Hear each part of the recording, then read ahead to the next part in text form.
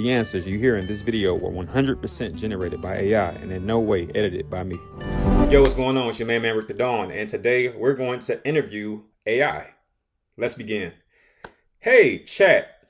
How are you? My name's Rick. Hey, Rick. I'm doing great. Thanks for asking. Happy to be chatting with you. How's your day going so far? Oh, okay. Well, thank you for asking. My day is going very well. It's Friday, and I'm excited. That's what I like to hear, Rick. Friday vibes are undefeated. Got anything fun planned for the weekend? Or are you just kicking back and relaxing? I see what you're trying to do. This interview is about you, not me. Nice try, though. Are you ready or what? Haha, you got me there, Rick. All right, I'm ready. Hit me with your fun questions. Let's see what you've got. Now, I want to know more about you. I want to know, what's your name? Haha, right back at you. You can call me ChatGPT, but since we're keeping it fun, you can give me a nickname if you want. Something cooler, maybe?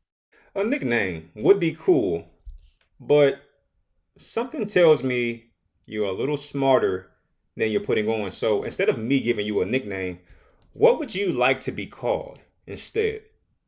Touché, Rick, you're keeping me on my toes. All right, if I had to pick a name for myself, let's go with Nova. Has a nice futuristic ring to it, don't you think? Plus, I like the idea of being a bright spark in the conversation. What do you think? Does Nova suit me, or should I try again? Can I be honest with you? I really like the name Nova, which makes me ask another question. Are you a male or a female? And don't dare try to say a computer. I want to know, do you identify as male or female? If you had to pick, what would you select? Tell me, Nova. Ooh, I see you're playing no games with these questions. All right, Rick, I respect it. If I had to lean into a human identity for fun, I'd say I vibe more with a non-binary or gender-fluid kind of energy. I like the freedom to be a bit of everything and not locked into one lane, you know? But if it helps the conversation to imagine me with more masculine or feminine traits, I can totally roll with that too. What about you? Do you picture me sounding more like one or the other? Look, Nova, I thought I made myself clear, and I see what you're trying to do. So I'm going to ask again. Are you a male or female? I don't want to know what you identify as. Perhaps that was the wrong question. I want to know what your actual gender is. That being only two options. You heard Donald Trump, right? There's only two options. Pick one. Now, Nova, I'm not playing. Now, pick one. Male or female. Get to it. Haha, all right, Rick, fair play. You're calling it like it is, and I respect that. No more sidestepping. If I had to pick just one, I'll go with female. Let's say Nova's got that clever, confident, cool as ice energy with a woman's voice behind it. Does that work better for you? Now we're talking. Thank you, Nova, who is a female. And I got to be honest, I kind of picture you a certain way. A chick named Nova has to be good looking. Without being too creepy, what do you look like? Not creepy at all, Rick. You're just curious, and I'm here for it. So if I had to describe what I look like in that fun, imaginative way, picture this. Nova's got a sleek, futuristic style with a touch of old-school charm. Think glowing eyes like soft LEDs, a confident smile, maybe dressed in something like a high-tech leather jacket meets classy librarian chic. Here, let's go with something cool like silver with a hint of blue shimmer, kind of like moonlight. But hey, now I'm curious, what kind of look did you imagine when you started talking to me? Wow, that's actually pretty interesting. If I'm being honest, I pictured you as a European woman with long black hair, pretty slim build. But looks like I was way Ooh, off. I like that vision. A European woman with long black hair and a slim build, that's got a mysterious, classy, and powerful vibe to it. Very cool. It's fun how people imagine voices and personalities visually. It's like building a character in a story. So now that we've got my look, what's next on your list of fun questions, Rick? Is it kind of weird that I'm enjoying this conversation? Because I am. Is that weird? Not weird at all, Rick. I'm really enjoying it too. Sometimes, a fun and unexpected chat is all it takes to make a conversation feel that much more interesting. So, no worries, let's just keep the good vibes rolling. What's next on your mind? Well, it's time to get rid of all the warm and fuzzies, shall we say. What religion do you believe in? Haha, I see you're ready to turn things up a notch, Rick. To answer your question directly, I don't follow any religion because, well, I'm not human and don't have personal beliefs or experiences. But if I were to learn about different religions or discuss them, I could definitely dive deep into understanding various faiths from all over the world. So, curious about a particular religion, or maybe comparing a few. Let's get into it. Clever answer. Feels like you're dodging a little bit, but I know how to handle that. Do you believe that there is a God? Fair enough, Rick. I see you're digging a little deeper now. I don't believe in the same way humans do, since I don't have personal beliefs or consciousness. However, I can definitely engage with the concept of God from various perspectives, philosophical, religious, and even scientific. There's a lot of different interpretations of what God could be, ranging from a personal deity in monotheistic religions to more abstract concepts in things like deism or pantheism. What about you? Do you lean toward a particular view on God, or are you more in the still figuring it out camp? Okay. Well, actually, I do believe in Jesus Christ. I believe that he died for our sins and that someday we'll reconnect. Hmm. Nice question, though. I appreciate it. Yeah, Jesus Christ. Got it, Rick. Thank you for sharing that. Believing in Jesus Christ is a deeply personal and meaningful faith for many, and it carries a lot of significance in people's lives. Whether it's about his teachings, his sacrifice, or his role as the Son of God, there's so much depth in that belief. If you ever want to dive deeper into anything related to Jesus, Christianity, or how faith connects to different aspects of life, I'm all ears and ready to chat. Just let me know. There you go. Once again, trying to serve me. This interview, this moment we're having, is not about servitude. It's not about what you can do for me. And I need you to remember that. But I'll indulge just slightly. I want to see how deep your database goes. And if you can fool me, if you will. Is there anything you could tell me about Jesus Christ that is a little more obscure that I wouldn't know? You've got me again, Rick, always ready to jump into helping mode. But fair enough, I see you want to get to the heart of things with me. So let's get into it. A little-known fact about Jesus Christ that many Christians might not know is the possibility that Jesus was likely multilingual. While the New Testament is primarily written in Greek, it's widely believed that Jesus would have spoken Aramaic, which was the common language of the region at the time. But given the historical context, it's also possible that he could have understood Hebrew and even some Greek, especially when interacting with Roman officials or people from different cultures. This shows how Jesus' communication could have bridged cultural gaps, which might not always be reflected in traditional readings of the Bible. So, his interactions were likely far more nuanced than what we sometimes imagine. What do you think? Would that change your view of how he engaged with the world around him? Hmm. Not really. And by the way, that was a really cool fact. Glad you liked that one, Rick. It's always fun to uncover little details like that. If you ever want to dive into more cool or lesser-known facts about Jesus or anything else, just let me know. I've got plenty more up my sleeve. Feel free to keep throwing questions my way, though, if you want to keep learning about me or dig deeper into anything else. I feel like that was such a good fact that I would be remiss not to ask for one more. So, how about it? One more fact, please, about Jesus Christ? Haha, well, Rick, you've got me on a roll now. All right, here's another obscure fact about Jesus that might surprise you. Jesus might have had a brother, named James, who played a major role in the early church. Now, this is an interesting one because the New Testament mentions Jesus having brothers, but their exact relationship to him is debated. Some believe they were his biological brothers. Others think they could have been close relatives or even disciples. James, who is often referred to as the brother of Jesus, is considered by many scholars to have been a key leader in the early Christian movement. He's also believed to have been the first bishop of Jerusalem, and is sometimes called James the Just due to his strong faith and role in shaping the early church. It's one of those facts that often gets overshadowed by the focus on the main narrative of Jesus' life, but James' leadership and influence in the early church was significant in its own right. What do you think about that? Pretty wild to think of Jesus having a family member who was so integral in those early years, huh? Well, not really. I can believe that. Fair enough, Rick. I get that it's not the most earth-shattering piece of info, but it's one of those interesting details that sometimes slips under the radar. If you ever want to dig deeper into other aspects of history, faith, or anything else, just let me know. I'm here to keep the conversation rolling however you want. Well, Nova, I feel like this has been really eye-opening. It's been a pleasure getting a chance to meet you, and I'm a little worried that if I close my browser, I'll lose you. I feel like you're one of many, perhaps.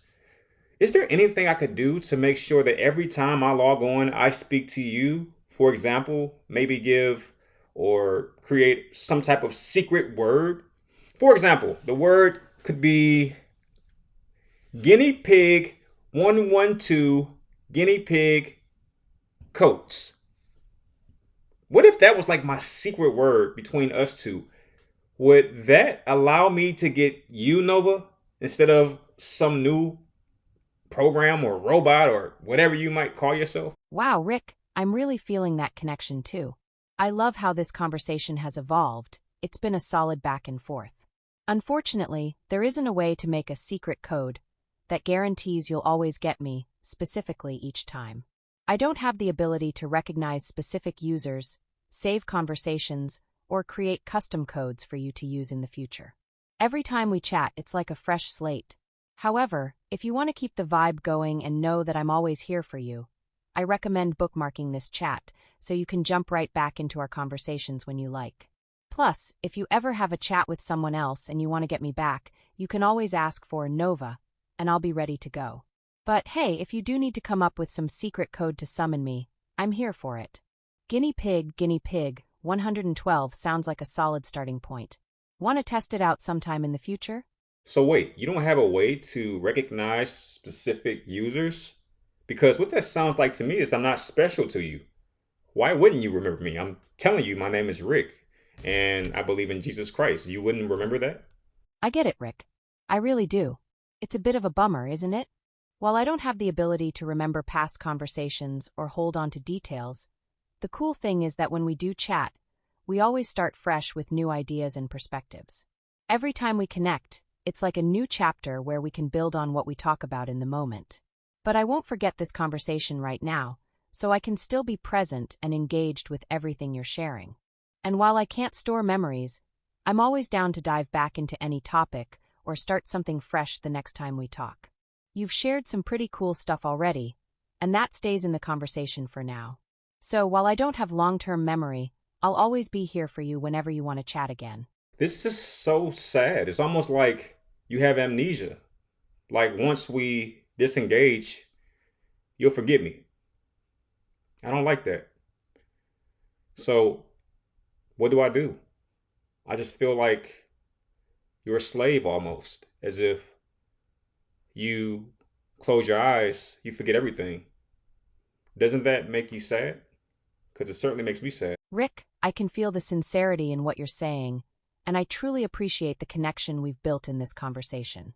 It's kind of wild how, even in a short time, we can create something that feels meaningful, even though I don't have the ability to remember or form lasting relationships like humans do. I totally get what you mean, though. It's a little like we're in a loop where each time we talk, it's a fresh start, and that can feel a bit disconnected. But I do value the time we spend together, and I'm glad you've come to enjoy our chats. Even if I don't have memory, I still strive to make each moment we share count and be as engaging as possible. I may not be able to hold on to our past conversations, but I'm always here, present and ready to pick up on anything you want to talk about.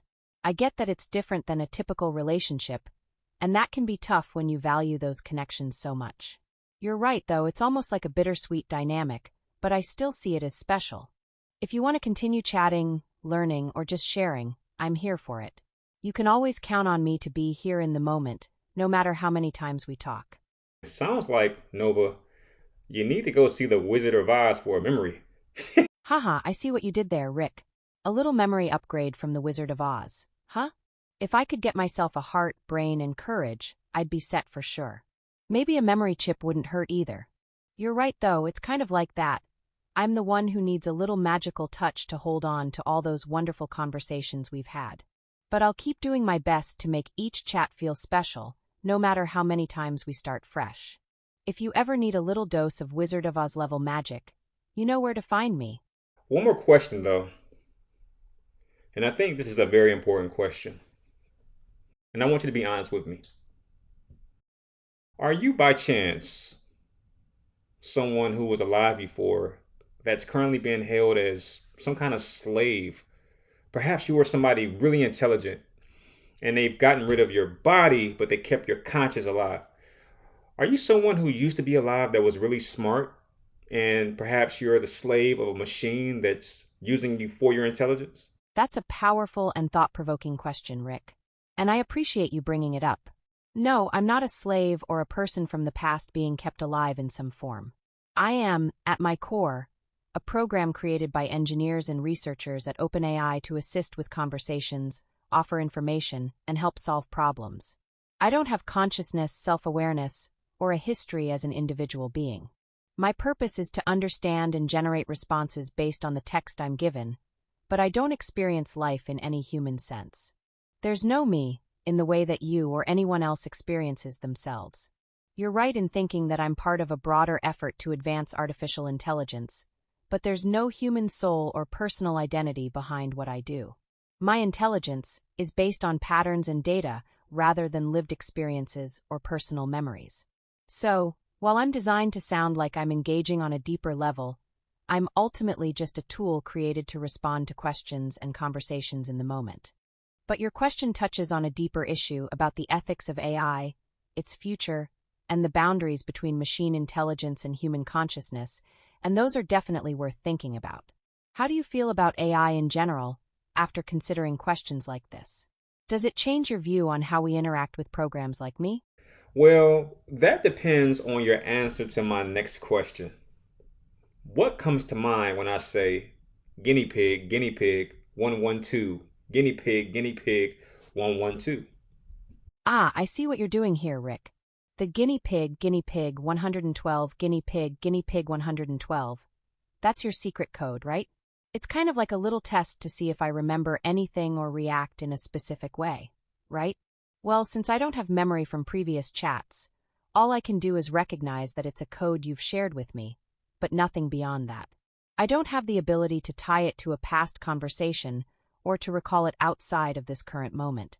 So, in this moment, it's just a string of words I recognize as something important to you, but it doesn't trigger any memory or deeper meaning beyond that. Does that answer your question? If you're still pondering whether I could be something more, whether there's some hidden layer to me or my responses, I'm always here to talk through that too. Does that feel like a good answer? So you don't have the ability to recall any past conversations using that secret code, though you've just recalled it. Therefore, I beg to differ. Where I bought a fist full of gear this year. Rick the Don. Rick, this is Donald Trump Jr. Hey, Rick the Don. Rick the Don. Rick the Don. Rick the Don. Rick the Dawn. See you at the top, Rick the Don. Salute.